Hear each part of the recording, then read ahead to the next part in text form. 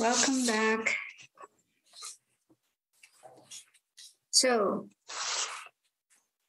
let's begin with meditation, another meditation from the book. Donc commençons par une méditation tirée du livre de Thupten Jinpa qui s'appelle Accueillir l'humanité, notre humanité. Donc c'est ce qu'on pourrait dire dans la tradition tibétaine, on pourrait traduire ça par l'égalité entre soi et autrui, dont on a parlé précédemment.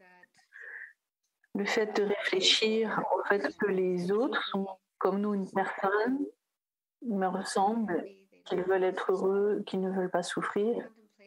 Donc quand on observe ce qu'on a en commun en tant qu'être humain, ça peut vraiment nous aider à dissoudre des barrières qu'il pourrait y avoir entre nous et les autres et nous ressentir plus proches des autres, nous ressentir plus à égalité avec les autres. Et ça, c'est très important et ça nous aide ensuite à avoir de la compassion, de l'amour.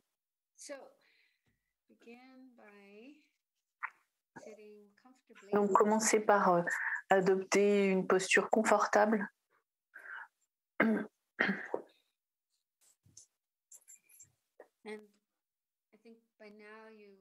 pense que maintenant, vous êtes familier avec la façon de vous installer.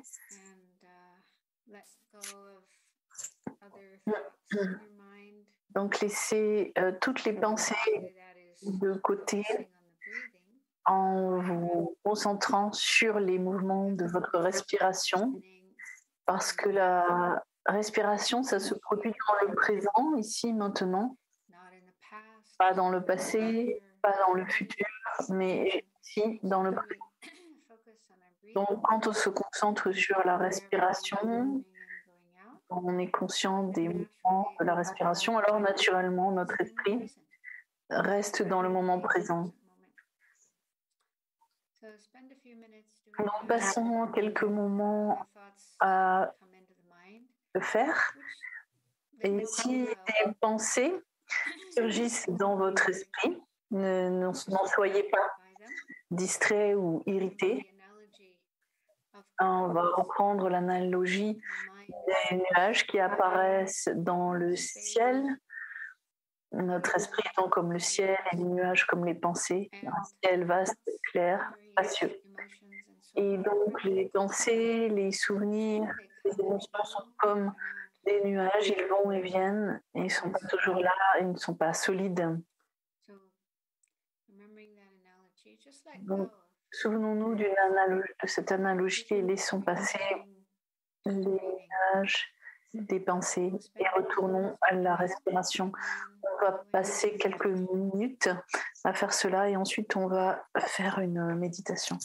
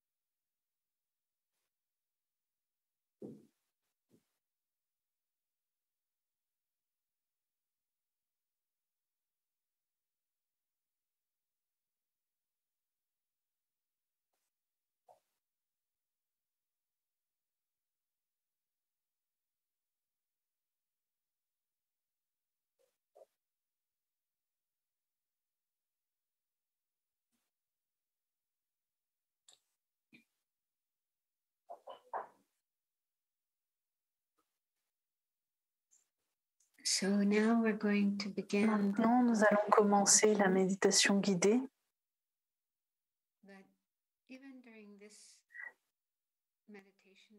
Et pendant cette méditation, essayez de rester concentré sur la méditation elle-même. D'autres pensées pourraient survenir dans l'esprit qui ne soient pas liées à la méditation. Vous pourriez être attiré par des sons. Votre attention pourrait être distraite. Si ça arrive, faites au mieux pour laisser de côté ces autres sons, les autres pensées, etc. et retourner à la méditation. Donc, essayons d'avoir la concentration la plus importante possible, même quand on fait une concentration de type analytique. Donc,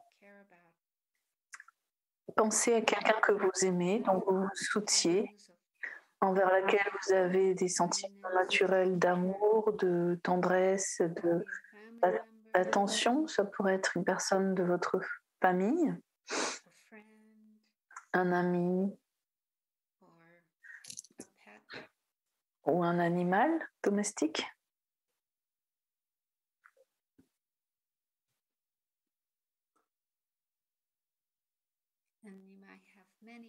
Et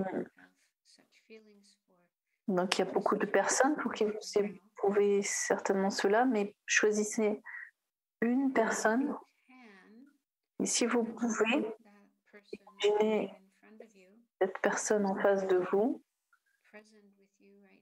si elle était présente avec vous. Je ne sais pas si ça vous est difficile. Pensez simplement à cette personne. Vous pouvez donc les imaginer dans le lieu où ils sont maintenant.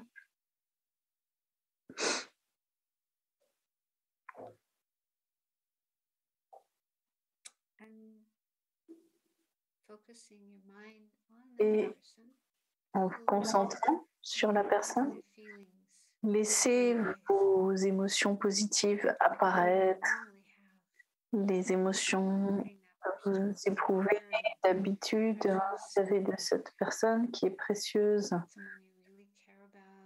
cette personne que vous aimez vraiment, vous voulez qu'elle aille bien, qu'elle soit heureuse, qu'elle n'ait pas de problème, de souffrance, de mauvaises expériences.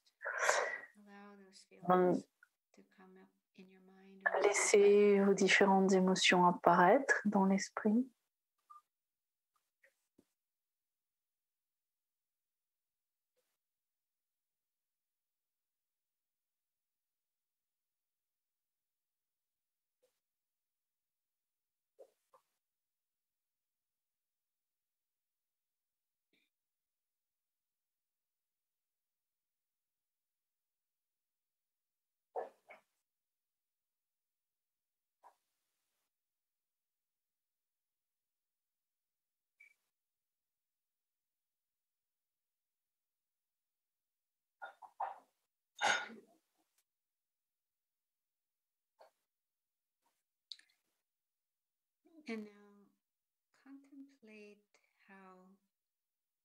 Et voyez comme, bien que nous ayons différents corps, différentes expériences,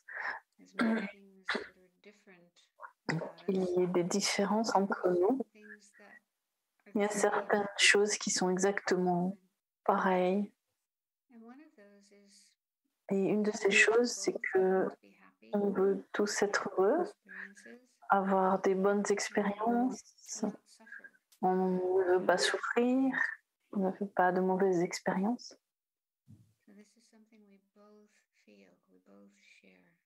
C'est quelque chose qu'on partage donc avec l'autre personne. Donc essayez de ressentir cela.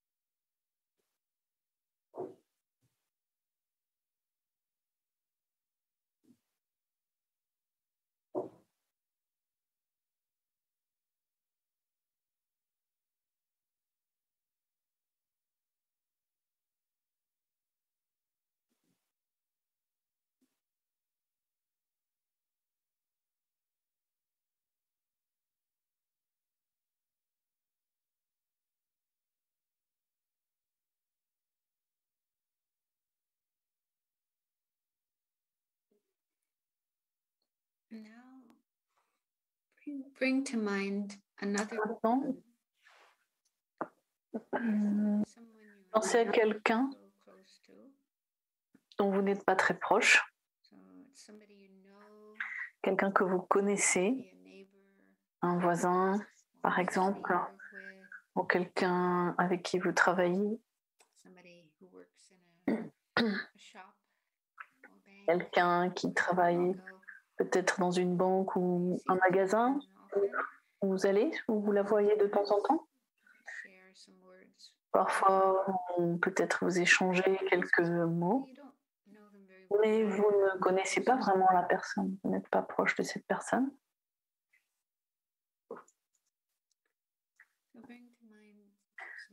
Vous pensez à quelqu'un comme ça.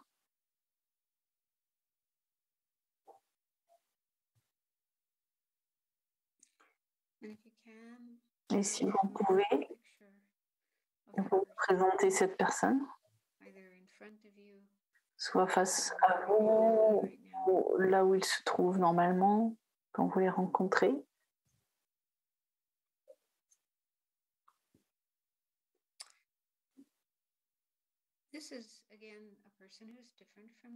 C'est une personne qui est différente de vous, avec un autre corps, un autre esprit, d'autres expériences, d'autres émotions, qui a fait des choses un peu différentes de celles que vous avez faites. Donc, on est différent de cette personne, mais aussi on se ressemble. Et encore, il y a un facteur commun, c'est le fait qu'on veut connaître le bonheur, on veut éviter la souffrance. Donc, méditez là-dessus, essayez de ressentir cela, de voir comment cette personne pense, ressent. Et on pense que c'est vraiment la première force dans sa vie, c'est de se diriger vers le bonheur, vers le contentement, la satisfaction, et d'essayer d'éviter toute la souffrance, tous les problèmes.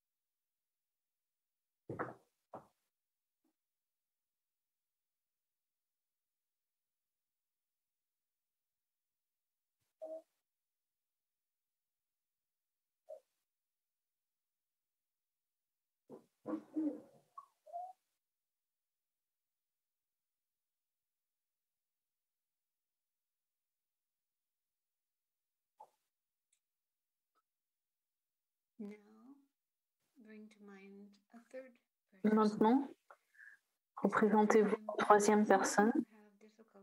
Là, c'est une personne vis-à-vis de laquelle vous avez des difficultés, que vous trouvez irritante, difficile à apprécier. Ça peut être quelqu'un que vous connaissez, avec lequel vous interagissez, ou quelqu'un qui serait un homme politique, ou une personne célèbre, quelqu'un que vous voyez à la télé ou dont vous entendez parler dans les journaux.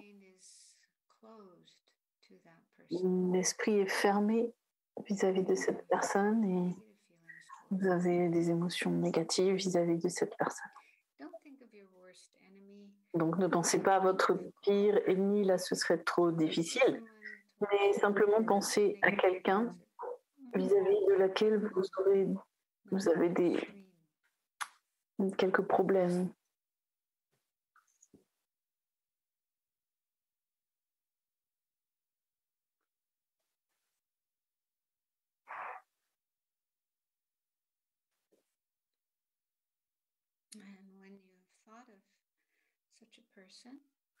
Quand vous pensez à cette personne,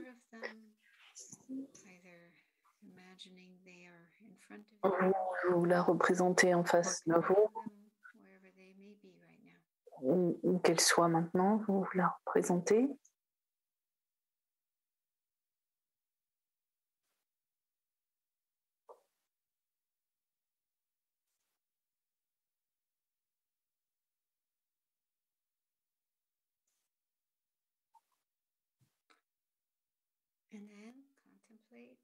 Et observez comment cette personne est en fait dans le fond comme vous, et comme les deux autres personnes, au plus profond d'eux-mêmes, dans leur cœur, ils ont ce désir d'être heureux, de connaître le contentement, de sentir que leurs besoins, leurs souhaits sont exaucés. Ils ont besoin d'avoir des expériences positives et en même temps, ils ne veulent pas souffrir, ils ne veulent pas de soucis, de mauvaises expériences.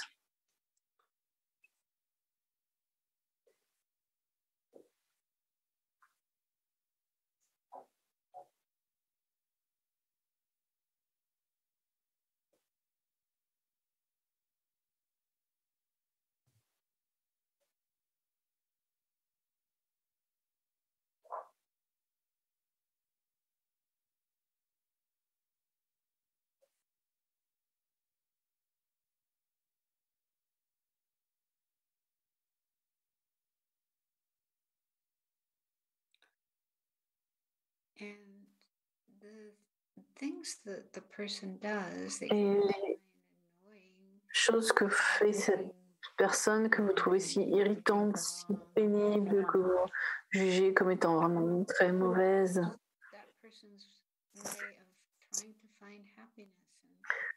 sachez que c'est simplement une façon pour elles de trouver le bonheur, de remplir leurs objectifs, leurs besoins, d'essayer de trouver du contentement, de la satisfaction.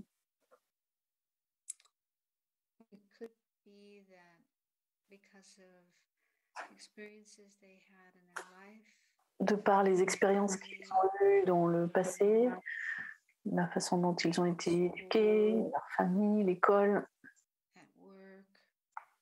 au travail.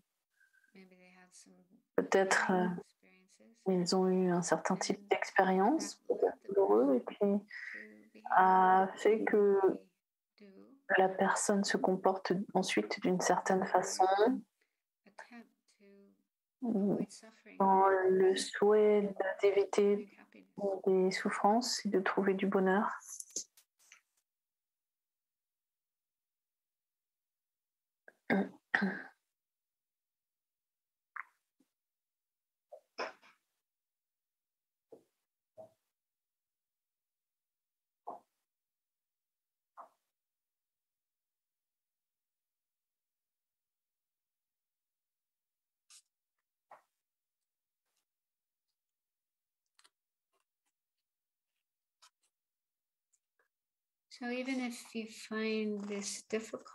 Donc même si vous trouvez ça difficile à accepter à ce moment-là, essayez au moins de penser que c'est peut-être vrai tout ça, mais finalement on n'est pas si différent que ça et peut-être je devrais repenser à cette idée-là.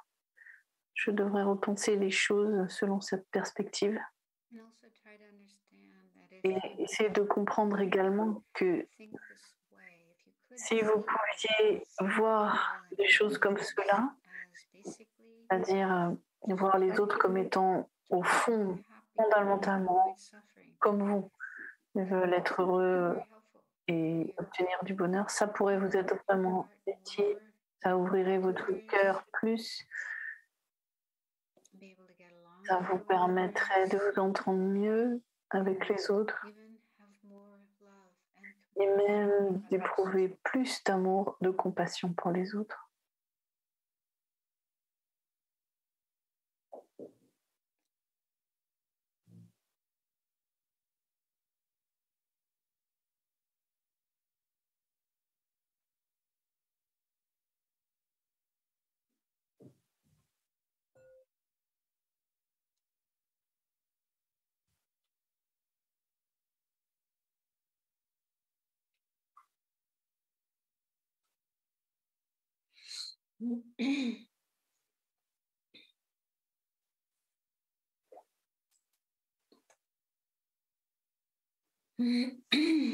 Okay, so you can slowly come out of meditation. Doucement, sortez de votre méditation, ouvrez les yeux.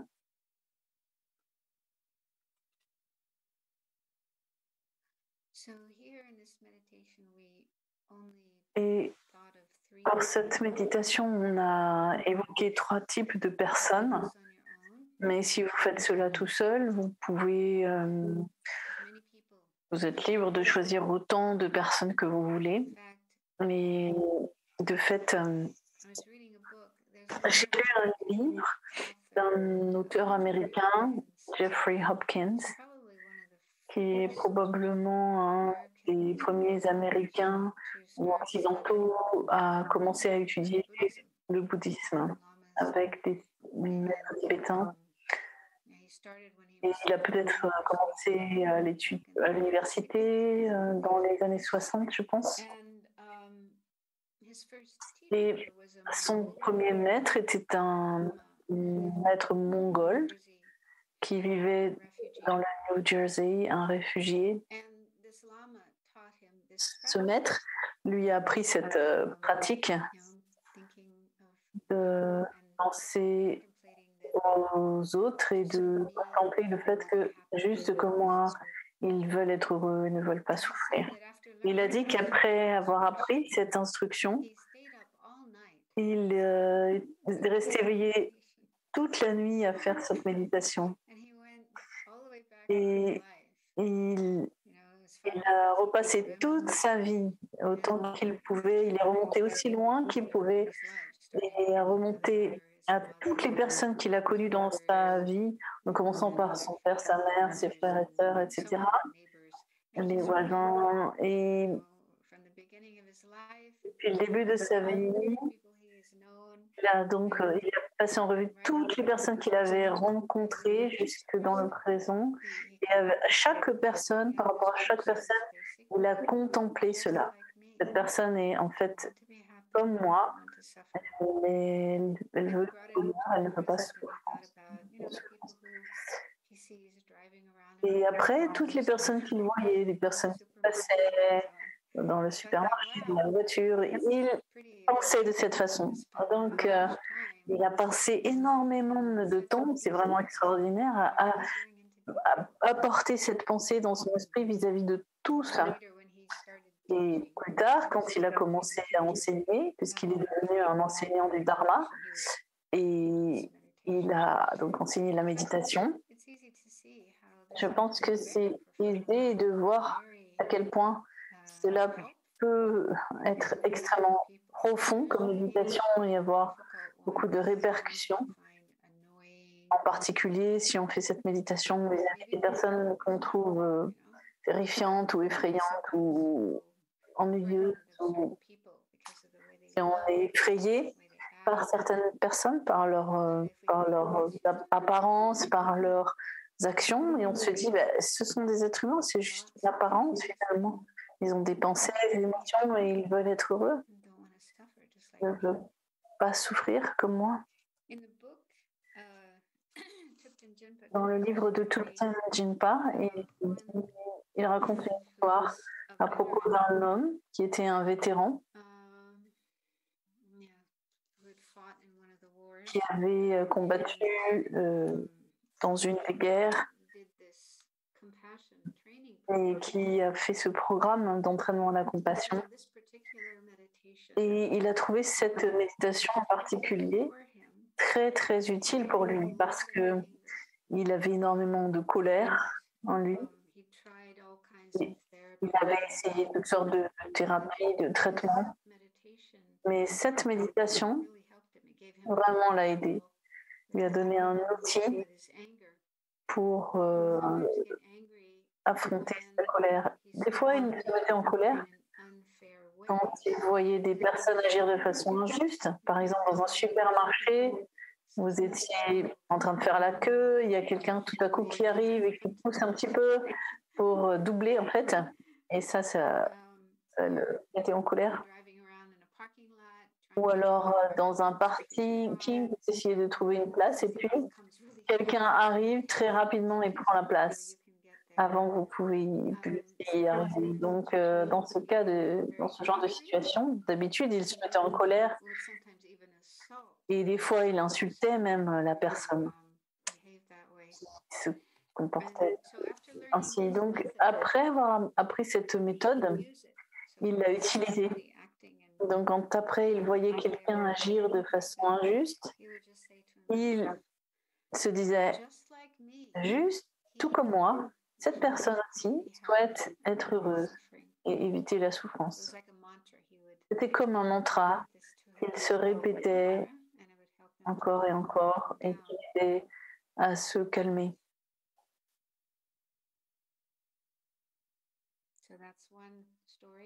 Donc c'est une histoire qui illustre la façon dont cette histoire peut exister.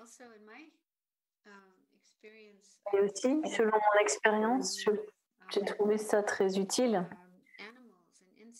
quand on pense à des animaux, par exemple, qu'on trouve vraiment effrayants, vraiment repoussants.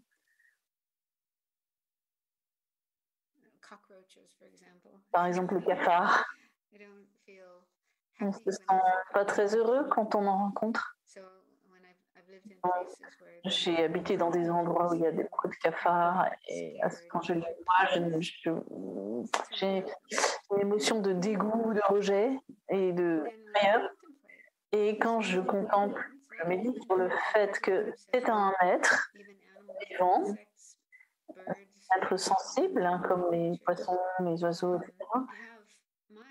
Et il a donc un esprit avec des sensations, des émotions. Il a donc cette aspiration à être heureux, à ne pas souffrir, comme moi. Donc ça, c'est évident.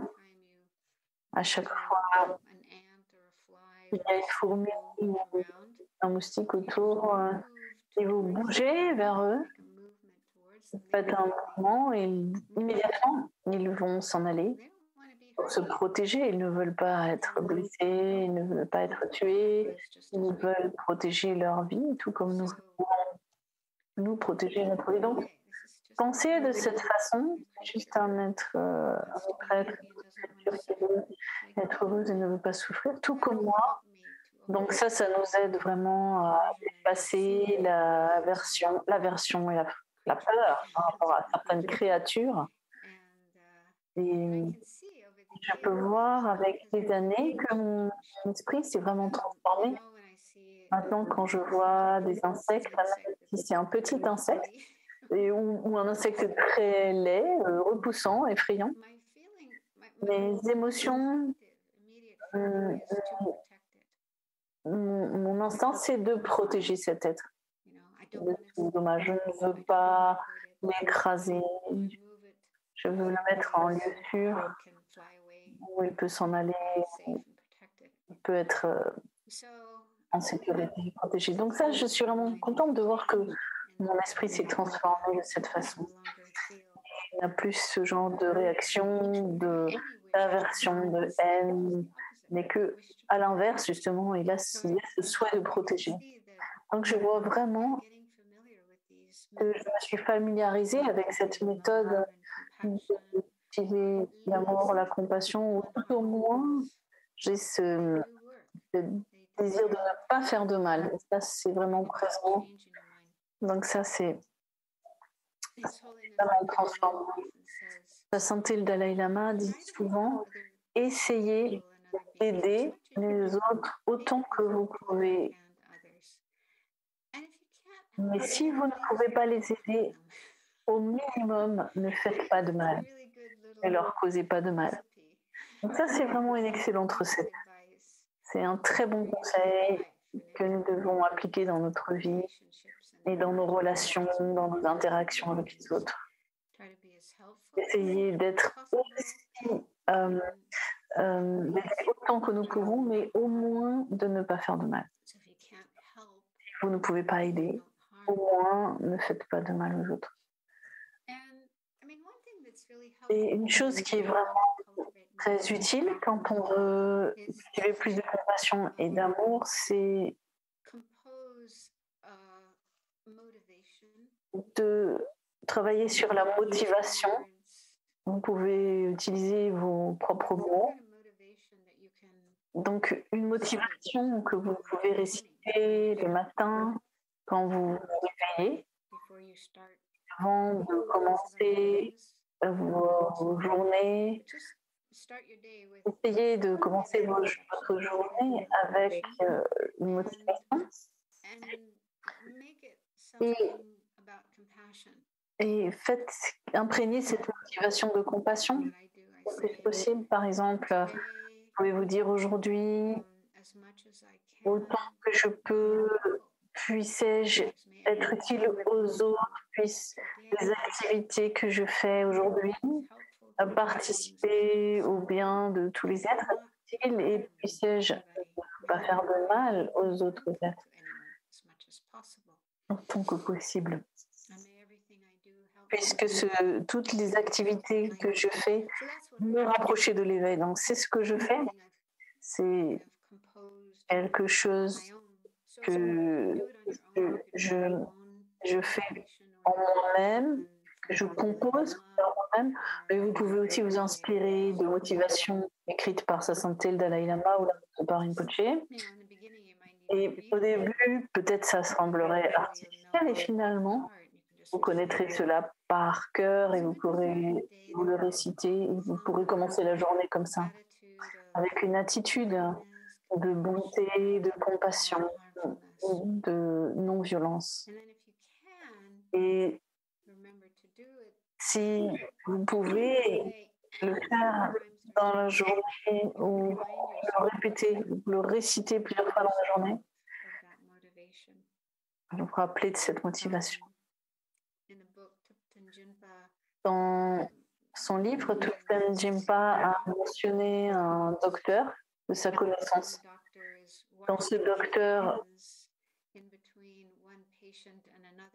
regarde ses mains entre les différents patients quand il se lave les mains. Il se rappelle à chaque fois de sa motivation d'aider les autres autant qu'il peut.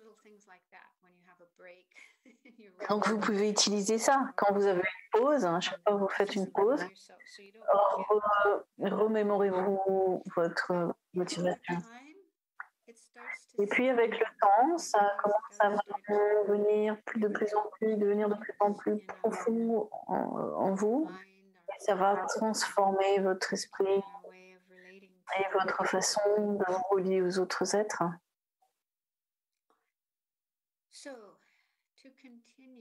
Donc, pour poursuivre, continuer,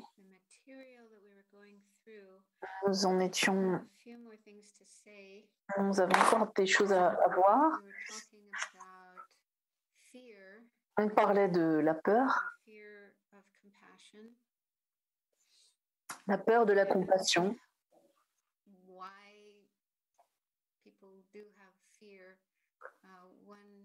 Et pourquoi certains ont peur de la compassion?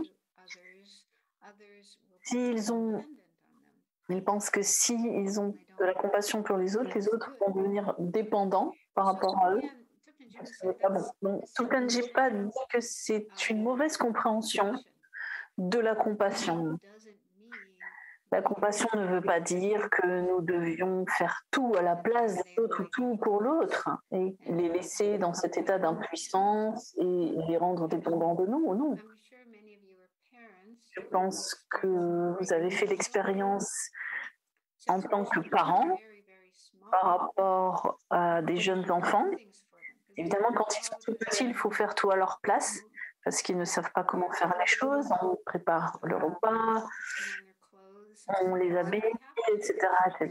Donc, il faut qu'on fasse toutes ces choses quand on est petit.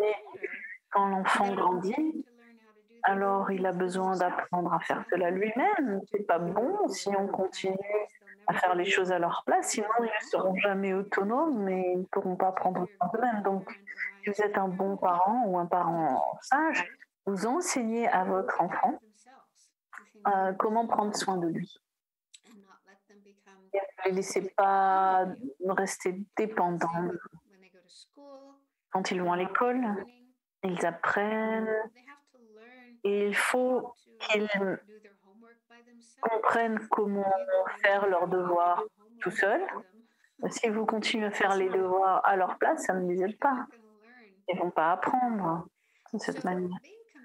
Donc avoir de la compassion, ça veut dire aider l'autre à s'aider lui-même, lui donner du pouvoir, faire que cette personne ait du pouvoir pour qu'il puisse s'occuper de lui. Ça ne veut pas dire rendre l'autre dépendant. Ça, c'est une mauvaise compréhension de la compassion.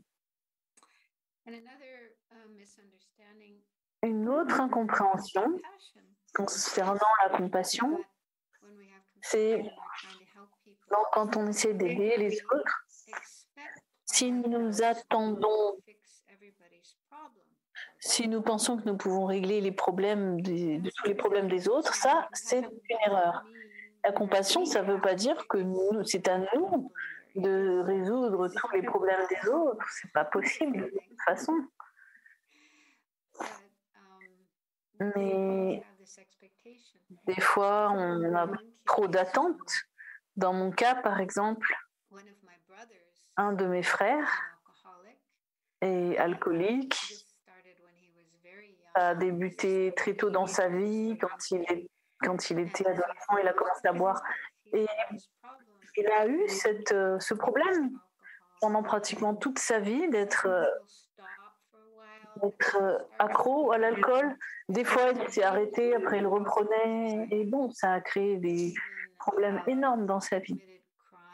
Il en a même eu à faire des choses illégales, à perdre son travail.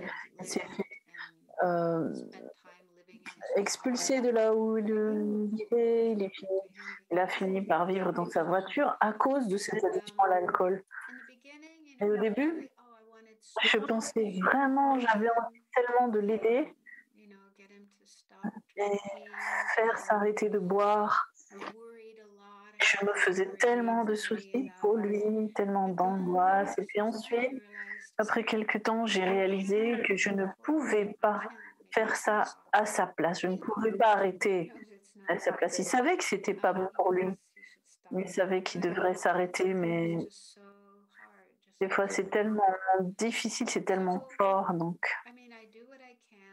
je fais ce que je peux et je lui offre mon amour, mon soutien, mes prières, ce genre de choses. Mais je dois accepter que je ne peux pas l'aider à résoudre ce problème à sa place. Je ne peux pas le faire s'arrêter. Donc, j'étais obligée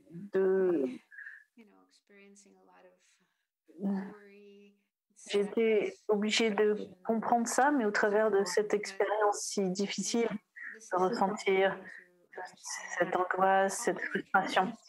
Et donc, tout ce qu'on peut faire, c'est juste d'essayer d'aider les personnes qui ont des problèmes, mais il est possible qu'on n'ait pas de succès dans nos actes, qu'on n'arrive pas à éliminer les problèmes des autres. C'est quelque chose qu'il nous faut accepter et comprendre. Et ce qui a été très utile pour moi, c'était en regardant la vie du Bouddha. Le Bouddha, c'était d'être avec cette incroyable sagesse et qualité.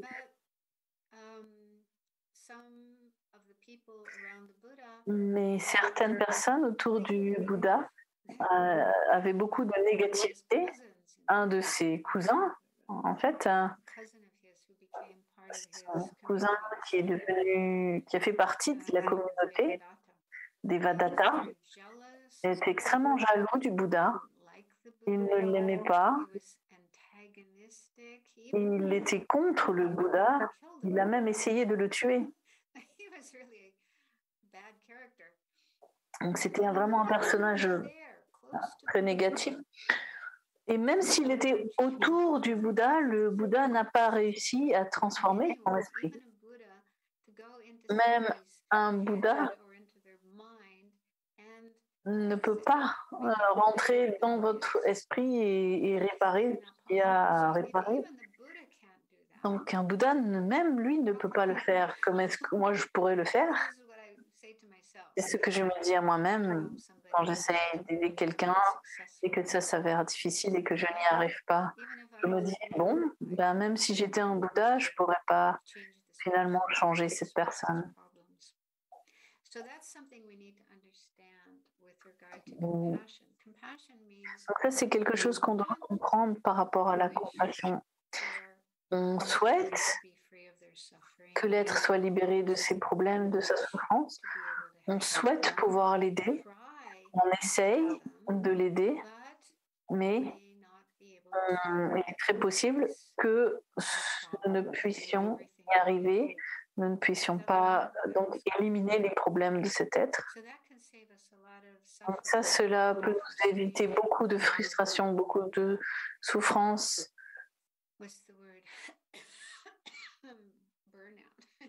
Et peut-être le burn-out, on pourrait dire. On fait ce qu'on peut.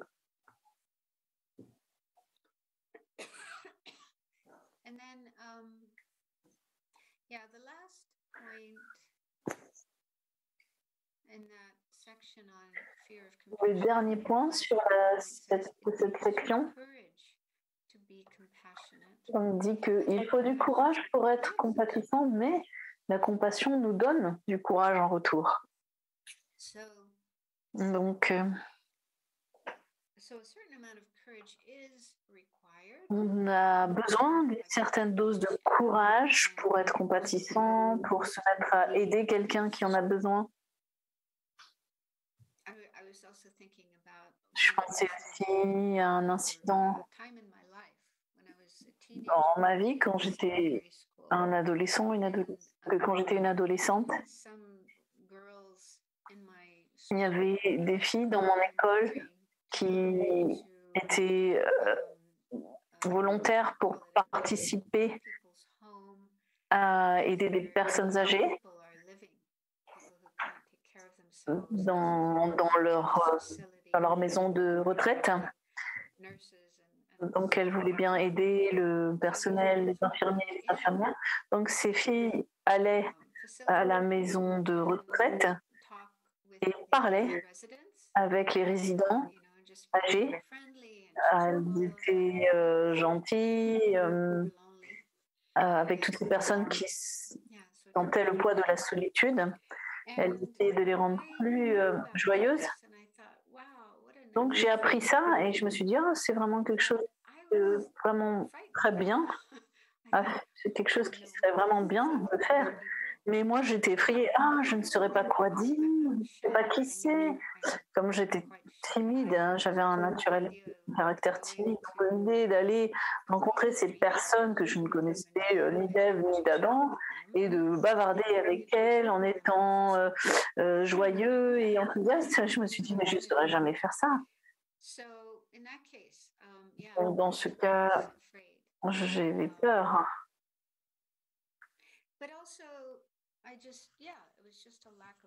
Mais c'était juste un manque de connaissance de ma part, d'entraînement. Maintenant, je sens ça, que j'ai tellement plus d'expérience, je ne ressentirai pas la même chose. Je suis moins timide. Donc, apprendre à parler aux autres, même à des personnes qu'on ne connaît pas, avec de la compassion, ça nous donne du courage. Donc, plus nous pouvons cultiver cette compassion, ce soit d'aider les autres, de les rendre heureux, de les soulager de leur souffrance, ça nous donne du courage. Et il y a une histoire vraiment intéressante dans ce livre qui s'appelle L'art du bonheur. Ça fait un certain nombre d'années que c'est paru. Il a des discussions avec le Dalai Lama, le psychologue, sur différents sujets. Et il parle notamment de la peur et comment c'est un gros problème pour beaucoup de personnes. Et une des choses dont les gens ont peur, c'est le fait de s'exprimer en public, de devoir se lever devant un groupe de personnes et de parler, de s'exprimer. Donc pour certains, c'est plus effrayant que la mort. Et ils sont plus effrayés de parler en public que de mourir. Donc il a demandé au Dalai Lama, parce que le Dalai Lama s'adresse à des publics de milliers et de milliers de personnes, de dizaines de milliers de personnes en Inde, par exemple. Parfois, c'est 100 000 personnes, 200 000 personnes, et le Dalai Lama est devant toutes ces personnes, il doit parler. Et il demande, Daniel Kotler lui demande, est-ce que ça vous effraie de parler à toutes ces personnes? Et le Dalai Lama répond, oui. C'est difficile à croire. Mais ensuite, je me rends compte que la peur vient du fait de me demander qu'est-ce que les gens vont penser de moi. Est-ce que ce que je vais faire, est-ce qu'on va m'aimer, ou est-ce qu'ils vont me critiquer et penser que je ne suis pas un bon orateur ou des choses comme ça. Donc, c'est vraiment de là que vient cette peur. Comment est-ce que je vais faire? Est-ce que ce sera bien reçu? Est-ce que je vais faire un bon travail ou pas? Est-ce que ce sera bien accepté ou pas? Donc on se pose des questions par rapport à moi. Et le Dalai Lama, ce qu'il fait, c'est qu'il pense aux personnes dans l'audience, il génère de la compassion pour eux. Et il pense, toutes ces personnes viennent me voir, m'écouter, je veux faire quelque chose pour eux, je veux les aider, je veux être bénéfique à ces personnes, je veux les rendre heureux. Donc à la place de mettre le focus sur moi et mettre le focus sur tous les êtres dans cette audience, il génère le souhait complètement d'aider. Et il dit que la peur disparaît. Donc c'est un bon exemple de la façon dont la compassion nous donne du courage.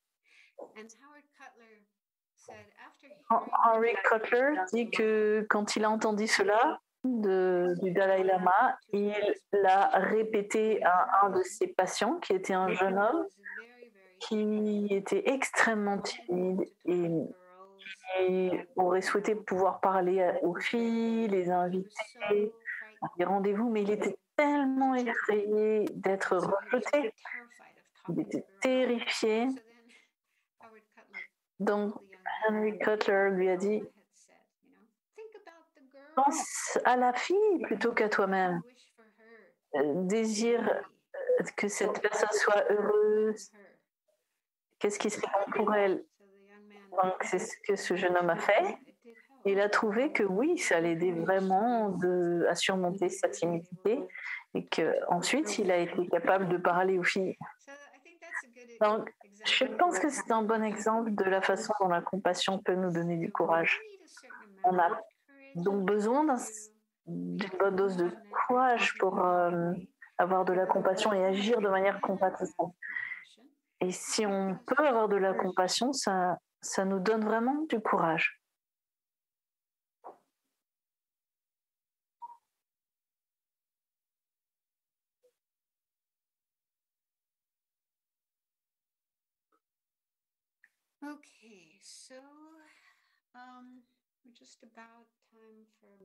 Donc, c'est maintenant le moment de la pause.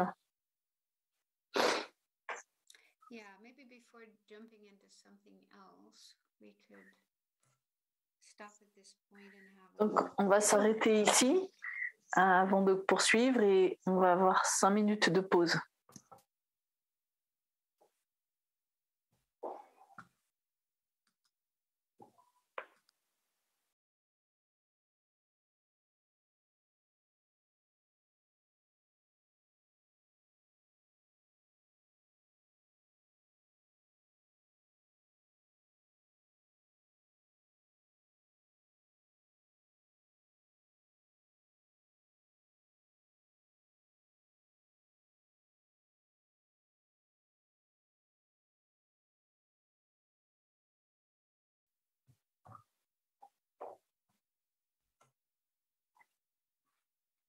On peut reprendre donc.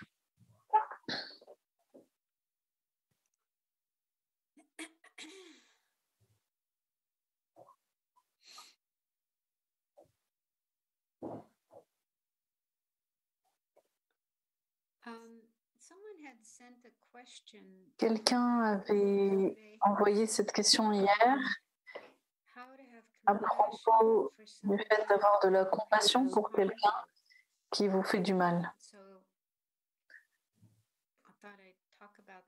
Je pensais parler de cela.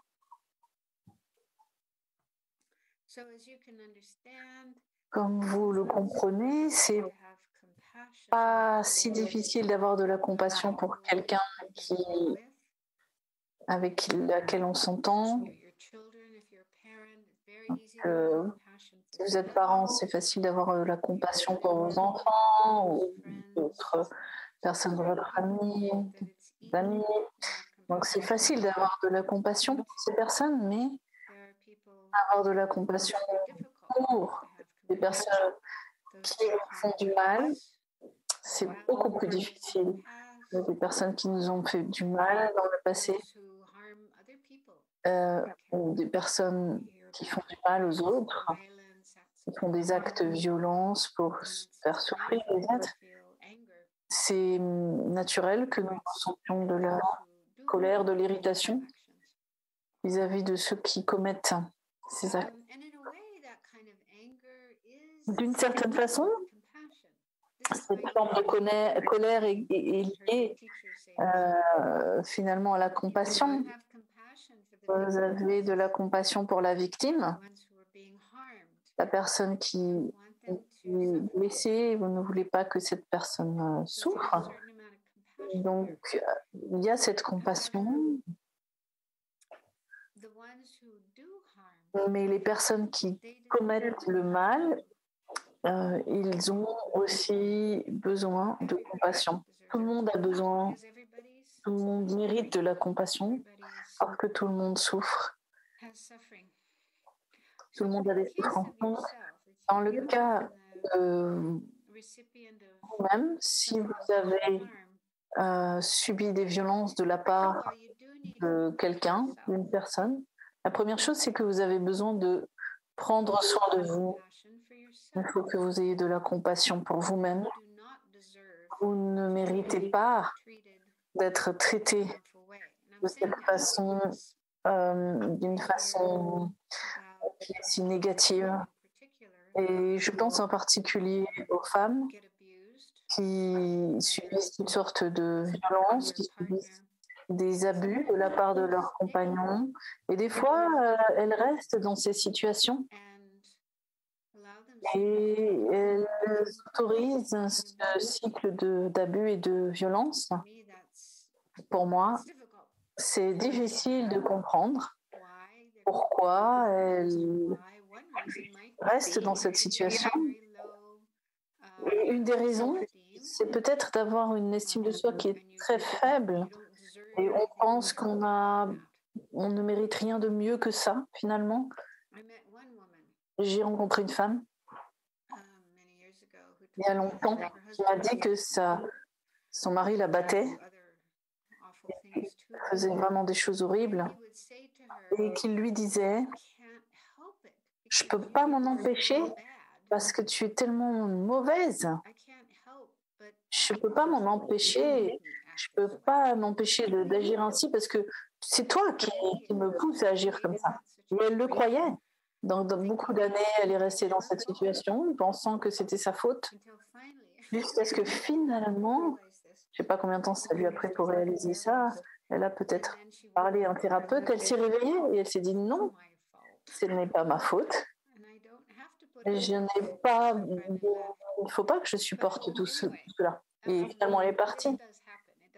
Mais enfin, ce sont des choses qui arrivent. Il y a des personnes qui restent dans des situations où ils subissent vraiment toutes sortes de dommages et pour des raisons ou pour d'autres, ils restent dans ces situations. Mais ça ne va pas. Personne ne mérite d'être traité de cette façon. Et comme je l'ai dit, Ce n'est pas compatissant de laisser quelqu'un nous faire du mal. Et cette personne cause du mauvais karma, crée du mauvais karma. Elle crée des causes pour souffrir encore et encore dans le futur. C'est pas bon pour eux. De plus, s'ils se sentent autorisés à vous faire du mal, ils peuvent aussi avoir plus de confiance en eux et finalement faire du mal à d'autres personnes. Donc finalement, vous aidez et vous favorisez des conditions pour que ce mal se répande, pour que d'autres personnes soient à elles aussi touchées par cette négativité. Donc, vous avez besoin vraiment de sortir de ce genre de relations négatives, trouver de l'aide, du soutien, si vous en avez besoin. Donc, vous n'avez pas tous besoin de professionnels. Certaines personnes peuvent se soigner par elles-mêmes, être dans un processus de guérison, mais si vous avez subi des abus, ça va prendre beaucoup de temps. Vous aurez peut-être besoin de l'aide d'un thérapeute. Maintenant, de plus en plus de ressources par rapport à ça,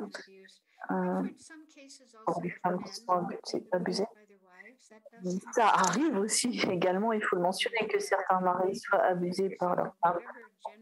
Donc, quel que soit votre genre, vous avez pu subir des violences de la part d'un conjoint, d'une conjointe. Donc, prenez soin de vous-même, retrouvez de l'aide et essayez, si c'est possible, que l'autre personne soit également aidée. Il y a des programmes. En Amérique, il y en a beaucoup, des programmes pour aider ceux qui commettent du mal, ceux qui abusent les autres, les aider à transformer ce comportement. Donc peut-être qu'en Europe, ça existe aussi, ce genre de programme. Et ça, c'est ce qu'il faut faire. Et aussi, idéalement, avoir de la compassion pour la personne qui se comporte de façon négative, qui a un impact négatif. Donc, il faut contempler le fait que cette personne a des souffrances. Parce que, si vous y pensez, quand des personnes sont contentes, heureuses, satisfaites, elles vont bien, en général, elles ne font pas de choses pour blesser les autres. Quand on essaye de blesser les autres, c'est parce qu'on ne va pas bien. On n'est pas heureux. Il pourrait y avoir de la peur, de la frustration, de la colère, de la jalousie, un manque d'estime de soi et un éventail en fait d'émotions dans l'esprit qui sont douloureuses, qui nous perturbent. Donc c'est comme une torture mentale. Donc la personne qui fait des choses vraiment négatives, c'est probablement parce qu'elle a été torturée par ses afflictions, ses illusions. Et tout cela, selon le bouddhisme, ça vient de l'ignorance. Le fait de ne pas savoir, de ne pas connaître la véritable réalité des choses, d'être confus. Donc, observez bien cela. Regardez comment cette personne manque de bonheur, comment elle souffre mentalement. Donc, si vous pensez à cela, je pense que vous pourrez avoir plus de compassion, ça vous aidera.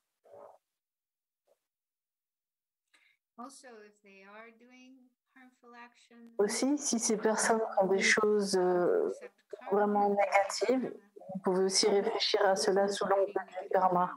Donc, cette personne génère des karmas négatifs, ce qui veut dire qu'il crée des causes pour de futures souffrances, de futurs problèmes, de futures expériences négatives. Et en observant ça, en réfléchissant à ça, quelle est l'expérience que va avoir la personne dans le futur? Il y aura plus de souffrance dans le futur. Donc, si vous pensez à cela, Ça peut vous aider à éliminer la haine, la colère, et ça peut vous aider à avoir un peu d'espace pour plus de compassion. Et ça peut vous aider à en venir à vouloir l'aider. Évidemment que c'est un processus qui prend du temps, ça ne va pas survenir juste en y pensant une fois. Il y aura des résistances. Oh, et non, non, ils ne le méritent pas, ils m'ont tellement fait mal. Nos sentiments de rejet vont certainement se manifester, ce qui est normal, d'une certaine façon. Mais une chose qui nous aide, c'est de nous demander, est-ce que cette colère me fait du bien? Est-ce que ça fait du bien d'avoir de la haine, de la colère? Et on espère que reconnaître que ça ne nous aide pas, mais que ça empire les choses finalement. Parce que il y a un proverbe qui dit, je ne sais pas d'où ça vient, quelqu'un vous dit des choses, des choses négatives, même si elle le dit une fois, à une occasion. Ensuite, dans notre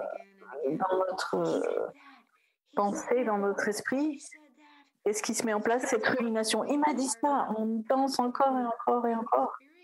On expérimente encore et encore des mots qui font du mal. Qui fait ça? C'est pas l'autre personne, mais c'est notre propre esprit. Donc c'est notre esprit qui finit par sur lequel on n'a pas de contrôle. Notre esprit continue à se répéter ces mots blessants, et à chaque fois qu'on le fait, on est à nouveau blessé. On n'a pas besoin de faire ça. On a le choix. On n'a pas besoin de faire ça. On peut se dire, bon, d'accord, cette personne a dit ça, mais c'est pas grave, passer ça. Et donc, vous pouvez travailler à vos perceptions par rapport à ça, mais ne vous laissez pas obséder par des choses négatives qu'on vous a dites. Ah, ça rend les choses vraiment pires. Ça vous fait souffrir encore plus, encore et encore, et vous n'avez pas besoin de cela. Vous pouvez faire autre chose avec votre pensée. Donc ça aide beaucoup de reconnaître comment fonctionne notre esprit et comment, quelquefois, de façon non intentionnelle, notre esprit continue à ruminer et on se fait souffrir finalement soi-même. Et on n'a pas besoin de faire ça. Donc, il faut reconnaître ça et se dire, non, je vais arrêter de faire ça. Je ne vais plus le faire. C'est pas bon pour moi. C'est bon pour personne. Mais ça aide beaucoup. Donc, juste reconnaître comment la colère est contre-productive, ne nous aide pas et nous fait souffrir, et trouver d'autres solutions, trouver d'autres choses à faire avec votre énergie plutôt que vous obséder avec de la colère ou autre. Et si vous pouvez le faire sur vous-même, si vous ne pouvez pas le faire par vous-même, essayez d'avoir de l'aide de quelqu'un, un ami, un spirituel, etc. Donc alors à ce moment, on se dit, oh, je vais parler à un ami juste pour faire sortir tout ça. Donc c'est pas que je veux faire du mal, donc je suis frustrée et j'ai besoin de parler, de faire sortir tout ça. Donc des fois c'est utile. Et aussi des fois ça vous aide à comprendre de façon plus claire ce qu'il vous faudrait faire dans cette situation. Ça vous aide à aller dans une direction plus positive pour votre énergie. Une autre chose dont on avait parlé, mais juste pour revenir dessus, séparer la personne et leur action.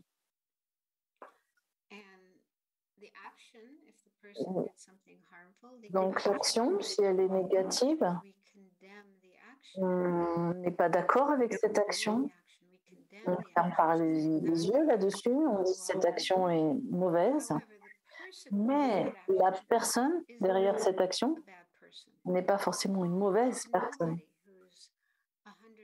Il n'y a personne qui soit mauvais à 100% tout le temps. Tout le monde a des qualités, tout le monde fait des bonnes choses de temps en temps. Donc, ça peut vous aider de penser aux bonnes choses que la personne a faites et réaliser qu'ils ne sont pas mauvais à 100%. Des fois, ils font des bonnes choses, mais pas toujours. Et les mauvaises choses qu'ils font, et à cause de différentes causes et conditions, peut-être d'expériences passées, quand ils étaient enfants, ou peut-être avec leur famille, peut-être qu'ils ont été harcelés à l'école et autres. Donc,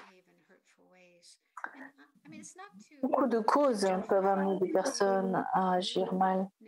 Donc, c'est pas pour justifier ces personnes, mais c'est juste pour comprendre pourquoi la personne agit de cette façon, d'où est-ce qu'elle vient. Et si on a plus de compréhension, alors notre esprit sera plus enclin à pardonner et moins critique.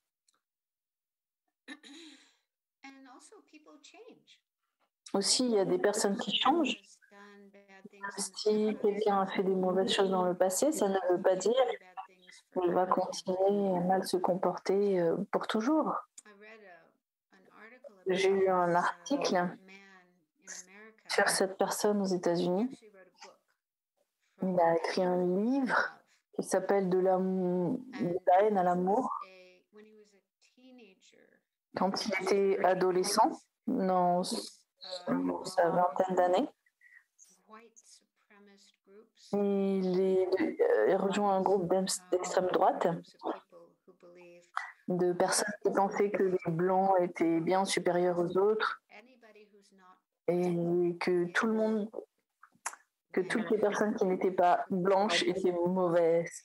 Donc on les appelle les suprémacistes blancs. Donc il écoutait même des groupes de musique qui jouaient des musiques, des chansons pleines de haine et qui parlaient de ce thème-là, des chansons qui étaient pleines de racisme. Donc il se bagarrait avec des personnes. Et lors de ces bagarres avec les personnes de son groupe, il y avait à cette occasion des personnes qui pouvaient être tuées, des personnes qui étaient envoyées en prison. Et puis finalement, il a changé. Qu'est-ce qui s'est passé? Il s'est marié, il a eu un enfant, une petite fille,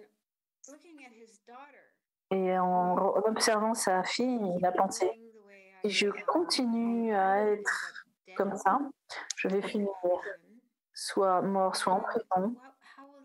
Et qu'est-ce qui va se passer pour ma fille?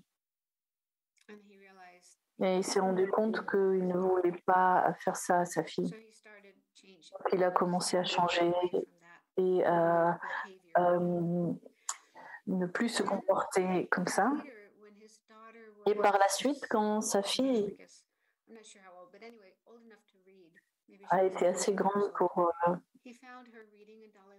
lire et autres, donc elle avait peut-être une dizaine d'années, il l'a trouvée en train de lire un livre du Dalai Lama. Il a été curieux, il a regardé le livre et ça lui a donné une idée de qui était le Dalai Lama, qu'est-ce que c'était la compassion, la méditation, et donc il a commencé à suivre ce chemin. Il a devenu bouddhiste, il a commencé à méditer et il a tourné à 360 degrés sa façon de penser. Donc il décrit son expérience dans un article et c'est vraiment très inspirant de voir ce qui est possible en fait, comment on peut changer.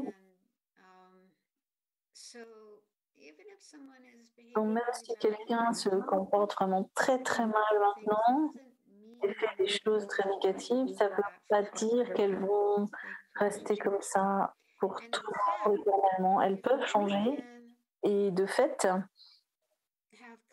si on peut avoir de la compassion et de l'amour pour ce genre de personnes, il y a plus de chances pour elles qu'elles puissent changer. Mais si on est en colère par rapport à eux, c'est difficile. Et il le décrit dans son article. En fait, quand les gens se mettaient en colère contre eux, ça faisait que nourrir sa propre colère et ça le rendait encore plus en colère. Donc, il a des expériences et les personnes le traitaient avec gentillesse et compassion, alors même qu'il était plein de une histoire, par exemple, il était dans un McDonald's et le caissier était une femme noire. Il avait sur ses doigts ce signe. C'était sur son doigt cette croix gammée sur le majeur. Donc, il pourrait faire ce signe aux gens quand il était en colère. Donc, la vendeuse a vu cette croix gammée et elle a dit « Je sais que tu vaux mieux que ça ». Et il était vraiment choqué de rencontrer cette compassion face à sa haine. Quelqu'un l'a traité avec compassion. Il était tellement choqué, il est parti, il n'est jamais revenu. Donc, ça lui a vraiment laissé une empreinte. Ça l'a affecté. Il a raconté différentes occasions où il a été traité avec bienveillance, justement, par différentes personnes. Et petit à petit, ça l'a également aidé à se transformer.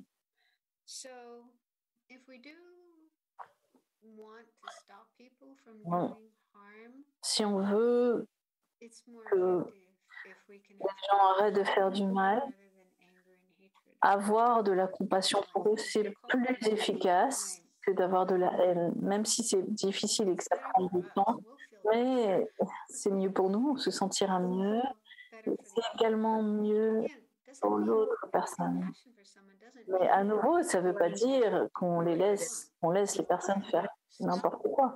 On essaye de couper leur activité négative, mais on le fait sans colère, sans haine, dans notre cœur, et on essaie de le faire avec compassion.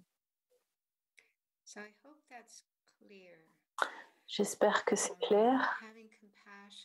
Donc avoir de la compassion n'implique pas fermer les yeux sur les mauvaises activités, mais ça ne veut pas dire toujours oui aux requêtes ou aux demandes des uns et des autres. Ça ne veut pas dire d'être passif, inactif et faire ce que les autres nous demandent. On peut être fort, brave, mais avec un esprit, un cœur plein de bienveillance, de compassion. Et les parents, par exemple, qui s'occupent de jeunes enfants, les jeunes enfants sont souvent coquins, pas très gentils, donc on ne le ferme pas les yeux sur leur mauvais comportement. Il faut être ferme, dire non, tu ne peux pas faire ça. Il faut leur enseigner ce qu'il faut faire et ne pas faire. Assieds-toi, on va parler.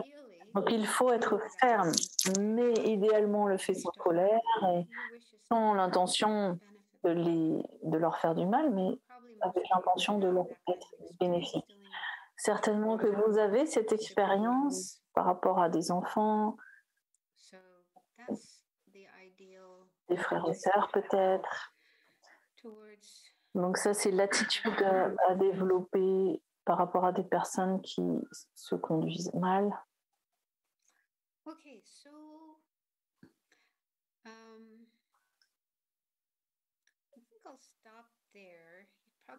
On va peut-être s'arrêter là. Vous en avez suffisamment entendu, je pense. Je vous conseille ce livre. Hein. C'est vraiment très, très précieux. Ça nous donne aussi vraiment des conseils pratiques.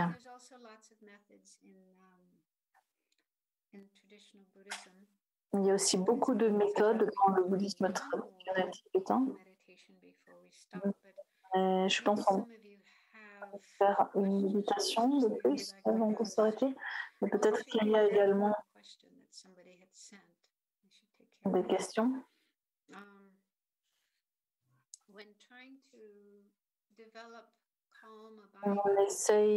Quand on essaie de méditer sur shamatha, le calme mental, l'un des prérequis, c'est d'avoir peu d'activité, d'avoir peu de désir. Comment est-ce qu'on pourrait concilier ça avec la compassion qui consiste à se lier aux autres? Donc c'est une bonne question. C'est vrai que si on veut développer le calme mental, donc c'est la concentration, du calme mental, entraîner l'esprit à rester concentré sur un objet pour des longues périodes de temps. C'est un entraînement difficile qui requiert certaines conditions. Et si vous voulez obtenir le calme mental, vous devez rester dans un endroit solitaire, plutôt isolé du bruit, éviter trop d'interactions avec les autres, à moins que ce soit des personnes qui soient là pour vous aider, pour vous apporter de la nourriture, comprendre vos besoins, etc. Ou alors vous pouvez être aussi à proximité d'autres méditants qui méditent sur le calme mental. Donc vous ne pouvez pas interagir de façon ordinaire comme vous le faites d'habitude. Vous ne pouvez pas écouter les nouvelles, etc. Ça créerait trop de distractions et vous ne pourriez pas vous concentrer. Donc ça, c'est vrai qu'il faut mettre ces conditions, mais néanmoins, c'est quand même possible, même dans ce type de situation, d'avoir de la compassion. Et idéalement, même, on a de la compassion en tant que motivation pour nos pratiques, pour développer la pratique du calme mental. Parce que, alors, il y a plusieurs motivations possibles pour donner le calme mental, mais certains le font juste pour avoir une expérience, pour eux-mêmes, pas pour être utile, mais ce n'est pas le cas dans le bouddhisme Mahayana. Dans le Mahayana, on cultive la concentration parce qu'on a vraiment besoin de cette qualité pour qu'on puisse avoir un esprit concentré. Cela nous aidera lorsqu'on sera sur la sagesse, la compassion. On sera capable de le faire de façon tellement concentrée. Alors notre pratique méditative sera très efficace. Donc, la raison de cultiver la concentration est justement de pouvoir aussi aider les autres grâce à cette qualité, de pouvoir suivre la voie des bodhisattvas et atteindre finalement à l'éveil. La concentration est une des qualités nécessaires, un des ingrédients nécessaires de ce chemin. Cette voie. Donc votre motivation pour cultiver la concentration, c'est déjà la compassion. Donc il n'y a pas de contradiction entre le fait d'être solitaire et de cultiver le calme mental et le fait de ne pas avoir de compassion. Même si vous n'interagissez pas avec les autres, vous pouvez avoir de la compassion dans votre esprit, vous pouvez penser au monde, vous pouvez penser aux êtres, sentir de la compassion. Et moi qui ai passé du temps en retraite, même quand vous êtes un peu seul, il y a quand même des êtres autour de vous, des araignées, des oiseaux, il y a tous ces animaux. Il y a aussi des personnes quand même qui passent. Donc, vous n'êtes jamais complètement isolé de tout être vivant. Il y a toujours des êtres vivants. Et aussi dans votre esprit, vous avez des souvenirs de personnes. Et vous pouvez utiliser ces souvenirs pour pratiquer la compassion.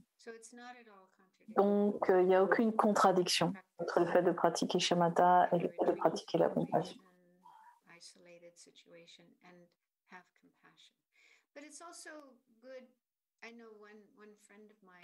Mais j'ai un ami qui a passé qui a passé beaucoup de temps en retraite. Je crois qu'elle a passé 6 ans en retraite, peut-être pratiquement toute seule en général. Et elle est arrivée au point où sa compassion s'est tarie en quelque sorte.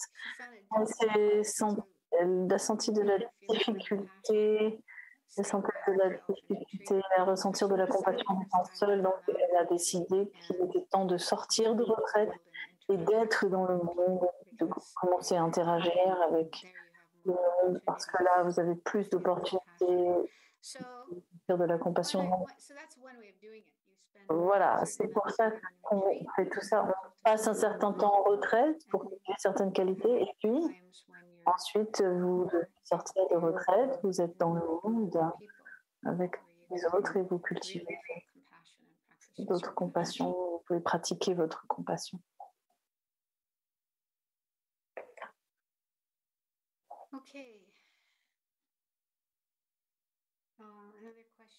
Est-ce qu'il y a des questions dans le chat?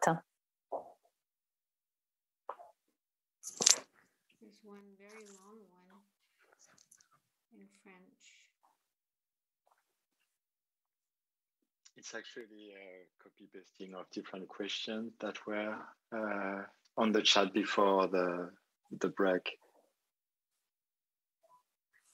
that we could translate you, but there are quite a few actually. Yeah, we are running short of time. I mean, this has been only 2 days. Donc c'est vrai qu'on n'a pas trop de temps maintenant. On n'a eu que 2 jours pour analyser cette thématique très vaste.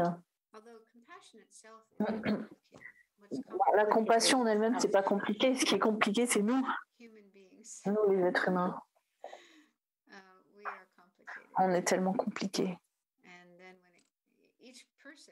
Chaque personne est compliquée. On a tellement de pensées, d'émotions, d'expériences. Et quand on rencontre quelqu'un d'autre, qui est aussi très compliqué, avec beaucoup d'émotions, d'expériences, de pensées, donc les complications se compliquent à nouveau. Ça devient encore plus compliqué. Donc, il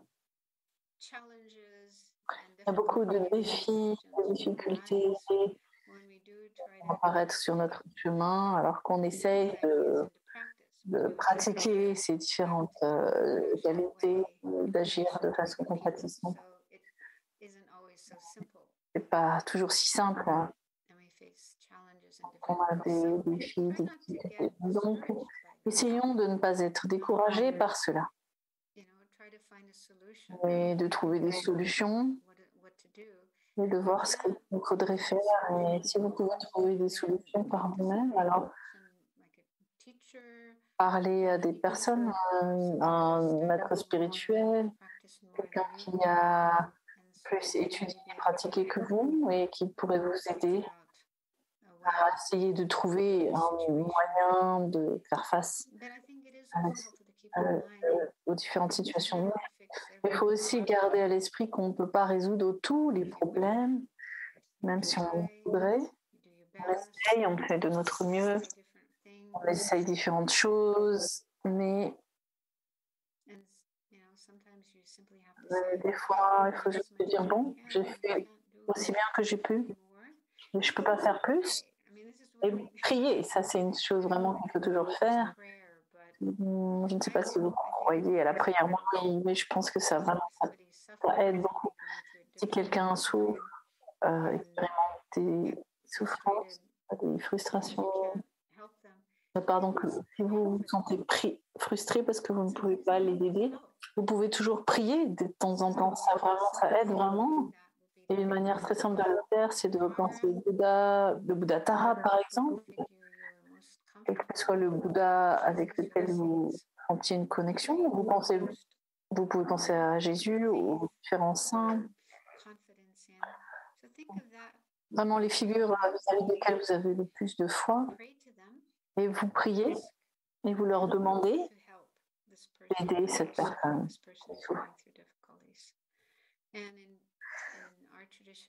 Dans notre tradition, on imagine des lumières. Vous pouvez imaginer le Bouddha près de cette personne, au-dessus de cette personne. Imaginez que le Bouddha envoie des douches de lumière qui purifient leur peine, leur souffrance, leur confusion, leurs problèmes. Que tout ça est purifié, qu'ils se remplissent d'énergie positive. Et au moins, vous faites quelque chose au lieu de vous sentir impuissant et désespéré ou frustré. Et ça peut aider. Dans beaucoup d'histoires, il y a des prières qui sont efficaces. Donc, c'est quelque chose que vous pouvez faire.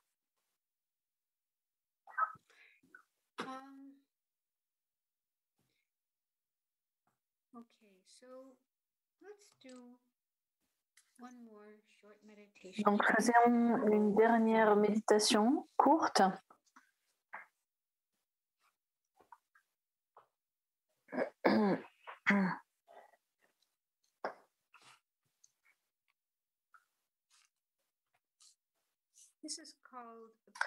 Une méditation appelée Apprécier les autres que j'ai pris d'un livre.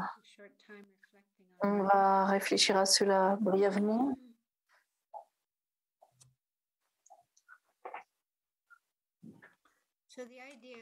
Donc, l'idée de cette méditation,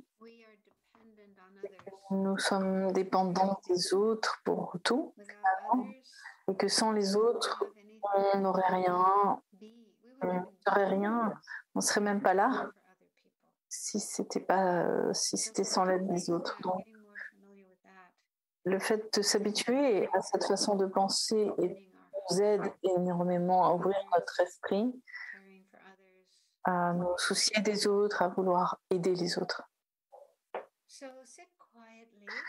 Asseyez-vous tranquillement, essayez d'avoir le dos droit, certainement fatigué. Ça a été un long week-end, mais prenez encore un peu de temps et asseyez-vous droit, ce qui peut vous aider à avoir un peu plus d'énergie.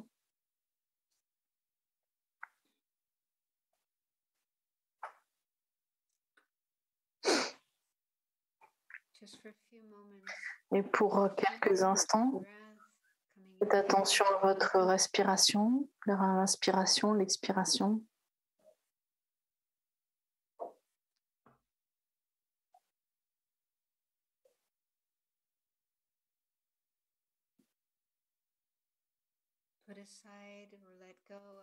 De côté, toutes les pensées, toutes les autres pensées.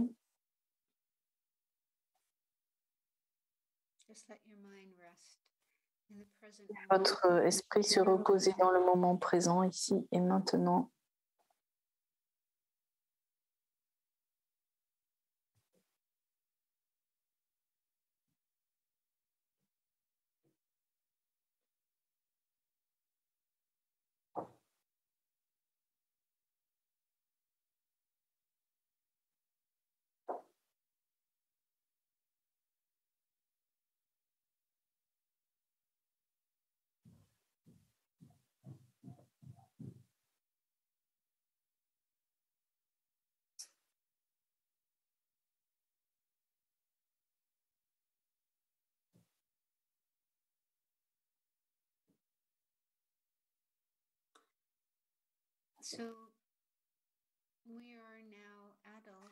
Donc on est maintenant des adultes. On sait comment prendre soin de nous-mêmes, à l'inverse des petits-enfants. Et peut-être on se dit, oh, je n'ai pas besoin des autres, je sais faire les choses tout seul. Mais même en tant qu'adulte, on est encore dépendant des autres. Prenons un exemple, la nourriture. La plupart d'entre nous, on aime manger, on a besoin de manger, nos corps le demandent. On ne peut pas se passer de nourriture trop longtemps, sinon on mourrait. Et la nourriture qu'on mange vient du travail d'autres personnes. Pensez juste à un repas, peut-être ce que vous avez mangé pour le dîner ou pour le déjeuner aujourd'hui, juste un repas normal. Vous allez voir qu'il y a différents ingrédients que vous avez mangés. En général, peut-être ça a poussé de la terre, le pain, les pâtes, les légumes, les fruits. Ça vient de culture. Les fermiers ont travaillé, ils ont passé beaucoup de mois pour semer, pour faire grandir, pour faire se développer les pousses. Ils se sont assurés qu'il y avait assez d'eau. Ils ont pris soin des plantes quand elles se développaient, les protégeant des prédateurs nuisibles, des rats, etc., des insectes pourraient venir les manger, les protégeant du climat trop froid ou trop chaud. Donc, ils ont été obligés de prendre soin des cultures pour les protéger. Être cultivateur, ce n'est pas facile. Il faut travailler de longues heures dans des conditions parfois difficiles, dans un climat difficile, la pluie, le vent, la neige.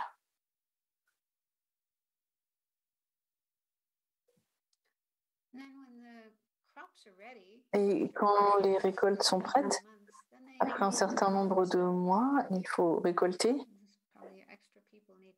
Il y a besoin de bras pour récolter, pour ensuite les emmener dans des usines, sur des marchés. Et puis il y a les personnes qui travaillent dans les usines, qui transforment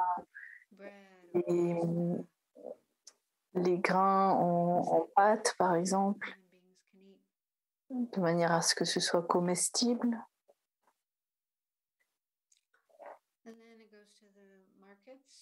Et puis ça arrive dans les supermarchés, dans les marchés.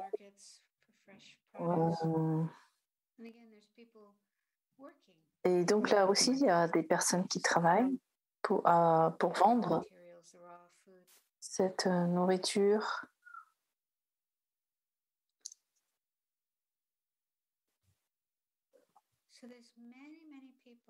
Il y a donc beaucoup de personnes qui ont pris part à ce processus d'avoir cette nourriture. Il y a juste pour une assiette de nourriture, ça a impliqué le travail d'énormément de personnes.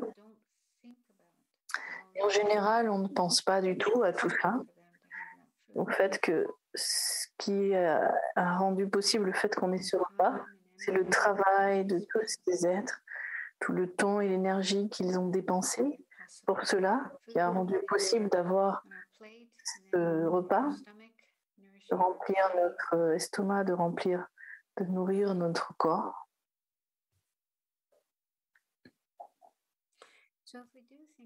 Donc si on pense à tous ces êtres, probablement on pourrait développer un sens de l'appréciation un sens de gratitude. Et si on rencontrait ces personnes avec cette conscience de ce qu'ils ont fait pour nous, très certainement on voudrait les remercier. Et s'il y avait quelque chose qu'on pouvait faire pour eux, on voudrait le faire.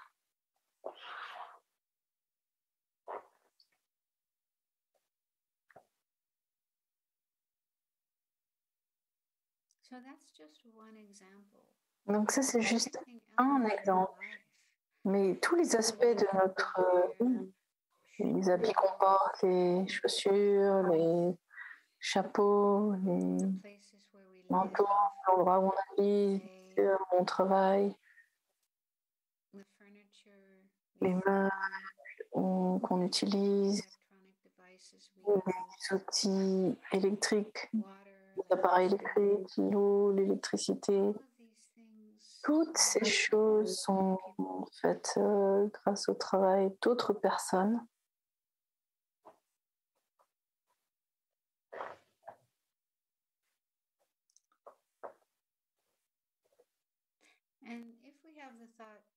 Et si on a cette pensée, oui, ils ont fait ces choses, mais c'est pour avoir de l'argent, et pas en tant qu'offrande pour moi. Ça n'est pas grave. Quelle était leur motivation, leur pensée. Le fait, c'est qu'on en a bénéficié. On a bénéficié du travail qu'ils ont accompli. S'ils n'avaient pas fait ce travail, on aurait vraiment beaucoup de difficultés à se nourrir. On ne pourrait même pas survivre d'ailleurs.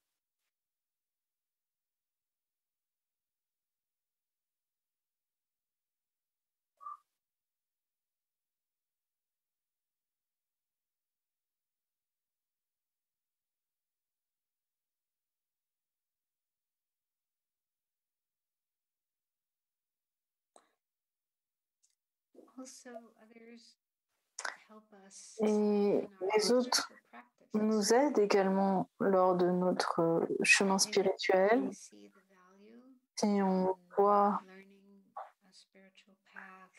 la valeur qu'a d'apprendre une voie spirituelle et de cultiver des qualités, la compassion et l'amour, la patience, la générosité, toutes ces qualités.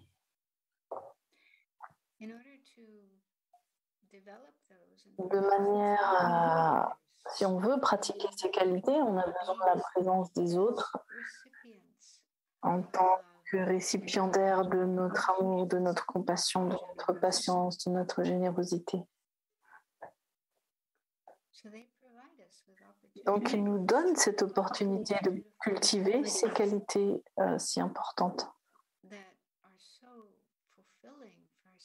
Ces qualités qui sont si positives pour nous et qui nous permettent ensuite d'obtenir le plein éveil. Donc, demandez-vous, si vous voulez atteindre l'éveil, est-ce que vous pourriez le faire sans les autres êtres?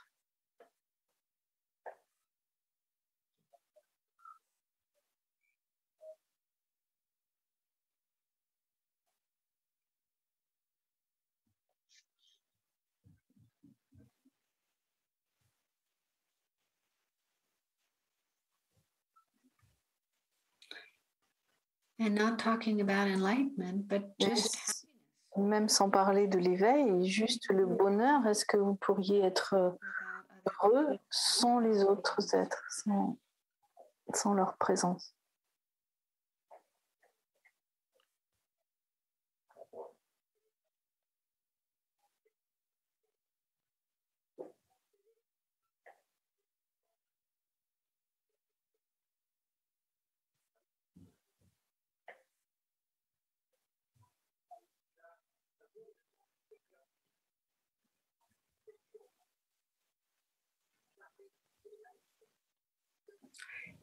So this meditation is to help us generate gratitude. Cette méditation nous aide à générer de la gratitude, de l'appréciation et à nous sentir liés aux autres.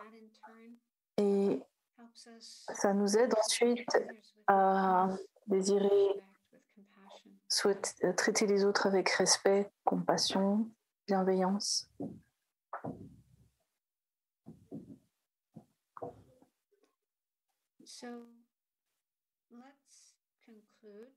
Et maintenant, concluons ce cours du week-end et cette méditation en dédiant les mérites créés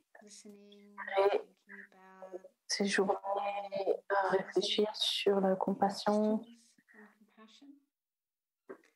Nous avons certainement généré l'énergie positive. Donc, essayons de partager cette énergie positive avec d'autres, que cela puisse leur apporter un vrai bonheur, les causes du bonheur, que cela puisse les libérer de toutes les souffrances et les libérer des causes de souffrance. Et puis cette énergie les aider à progresser le long du chemin spirituel et les aider à obtenir l'éveil et les aider à épanouir leur plein potentiel.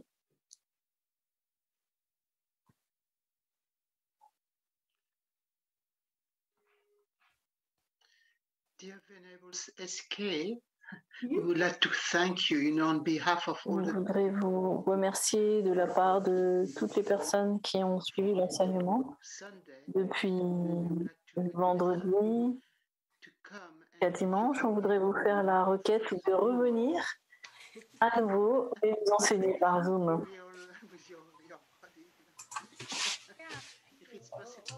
Si c'est possible. Oui, merci de m'avoir invité. J'adore enseigner sur ce thème. C'est utile aussi pour moi d'en parler, de partager cela, d'être inspirée à nouveau. Donc, merci de me donner cette opportunité. Oui, ce sera avec grand plaisir de le faire. Peut-être pas tout de suite parce que je suis occupée, mais peut-être l'année prochaine. D'accord, c'est noté. Merci beaucoup.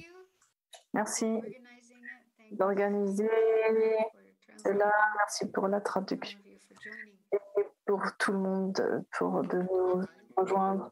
Au revoir. Bye bye, thank you. Merci.